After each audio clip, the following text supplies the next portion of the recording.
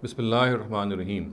Regarding Islamic worship rituals, the misconception I'd like to bring into discussion today relates to a particular issue of zakat, and that is the issue of tamlik, which in other words means that our jurists are almost unanimous in saying that it is essential that zakat money must be given into the personal ownership of someone, and it can be only spent as such.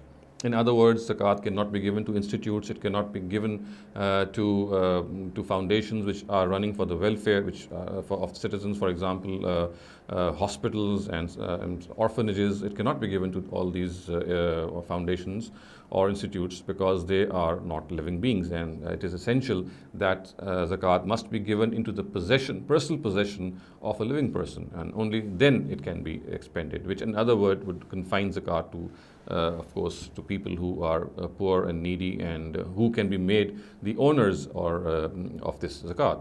Now, this argument has been challenged in recent times by a famous scholar of the Quran, Amin Hasan Islahi, and he has said that the whole argument which says that zakat must be given into the personal possession, it has to be given to a person and cannot be given to an institute as a result, has been challenged by him in a very convincing manner, and he has shown that not only the verse from which this directive has been derived, or this view has been derived, does not say so. Its context does not say so. Its own internal construction also is against taking this particular interpretation of the verse. Now, people who say that zakat must be given to the personal possession of the needy, they argue from the fact that the verse which mentions the heads of zakat mentions the preposition lam in Arabic, or law, which in Arabic they say it means possession. It has to be given to the possession of someone. And the verse itself reads, إِنَّمَا الصَّدَقَاتُ لِلْفُقَرَاءِ وَالْمَسَاكِينِ وَالْعَامِلِينَ عَلَيْهَا وَالْمُؤَلَّفَةِ قُلُوبُهُم. These are the first four heads which the verse spells out. And as I said, the starting words are lil-fuqara, which means for the fuqara, for the needy.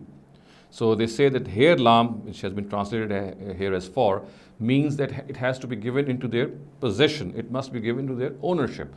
So this is what they generally say. However, it needs to be understood that first of all, this is not the only meaning of lam in Arabic. As specified by a famous grammarian, Ibn Hisham, lam itself is used in 22 different meanings in Arabic. One of them, of course, is tamlik, which what the fuqaha, the jurists have derived or have the interpretation. But it is not that lam is only used for tamlik. It has several other meanings, as I said, as it goes up to 22 different meanings. Now, Islahi has criticized this view by saying that not only it is not appropriate to regard this lam to be the lam of tamlik vis-a-vis the context of the verse, but also the internal construction of the verse is absolutely averse to taking this meaning.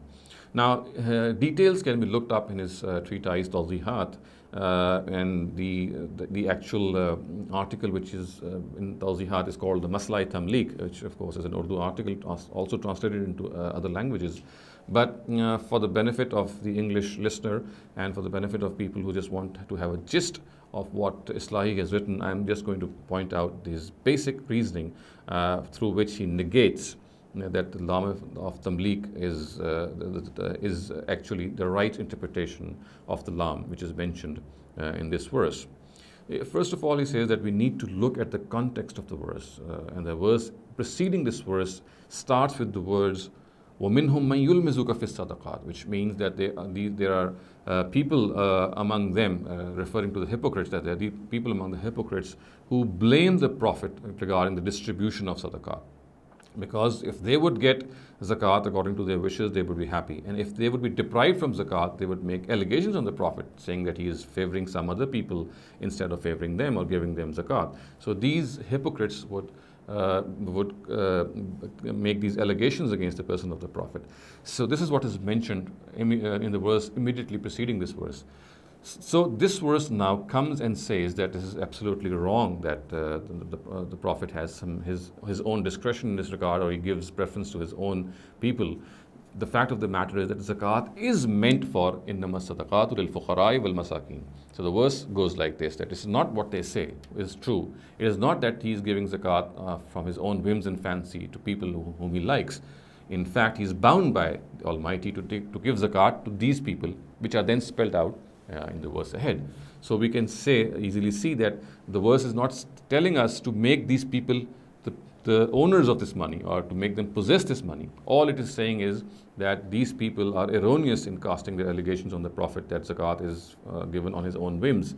In fact, it is telling them that zakat is given for the benefit of such and such people. So zakat here, the lam here actually tells us that zakat is for these people or for the benefit of these people. It is not meant that they have to be made the possessors, the masters or the owners of that wealth.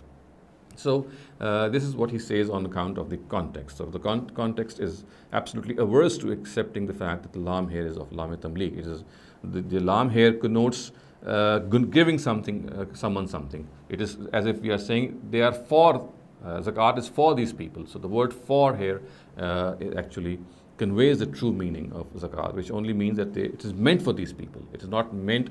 It is not just on discretion of the Prophet. It's not left to the discretion of the Prophet. It is meant for these people which then spelled out ahead in the verse.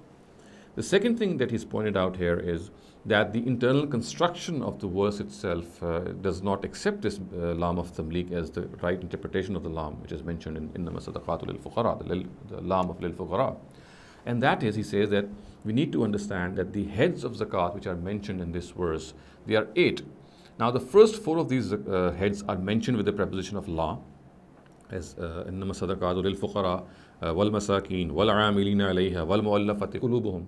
And of course the lam in the other 3, the second, third and fourth is suppressed and is understood to be present.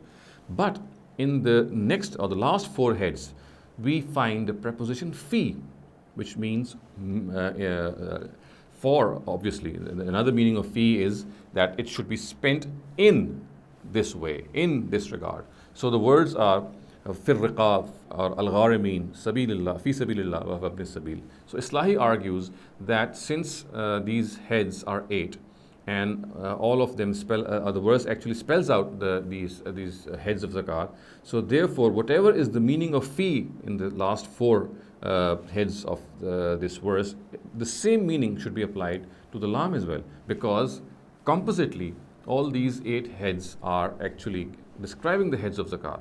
So they have to be consistent. Whatever is the meaning of fi should be the same meaning should be taken for la as well. Now since fi means in the way of, as one of the heads says, fi sabilillah, in the way of God. So here again there is no question of tamlik. Here again the meaning is that zakat is meant for these people or for these heads in the way of God, for the benefit of the traveler, ibn sabil. Gharamin again, which means people who are under some penalty. Similarly the other one. So he says that the internal construction of the verse itself tells us that we cannot take the lam for tamlik, because the later part of the verse, which has fi in it, would obviously stand in contradiction for the first part of the verse, because the first part, if the meaning of the jurist is taken, would mean the first four heads are for tamlik, making the recipient its possession, and the last 4 heads are not for tamlik, because fi does not come for tamlik at all. So obviously this would be an inconsistent interpretation.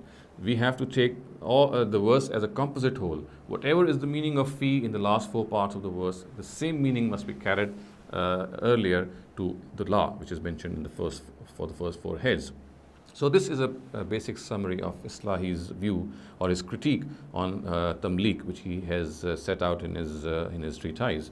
As I mentioned earlier, listeners are advised to look up the original, but for their benefit, I have just summarized the view of Islahi, which he has convincingly shown that it is absolutely wrong to believe that zakat is something that has to be given into the personal possession of the needy. No, zakat is to be given to the needy. It's obviously when you give someone who's a needy, you're giving it for his benefit.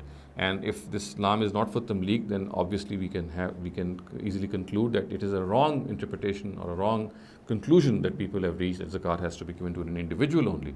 Zakat can be given to entities which are legal. Zakat can be given to organizations, for example, welfare organizations, as I said earlier, orphanages and hospitals, or all those organizations which are doing welfare work.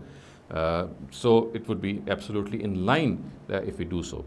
I have summarized the view of Islam, as I said, but listeners are advised to look it up in detail if they want to.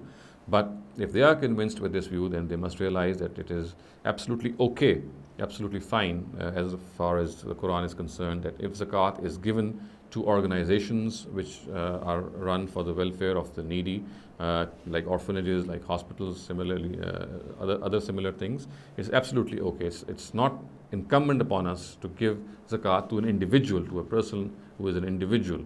It is not incumbent upon us at all. أقول قولي هذا واستغفر الله لي ولكم ولسائر المسلمين والمسلمات.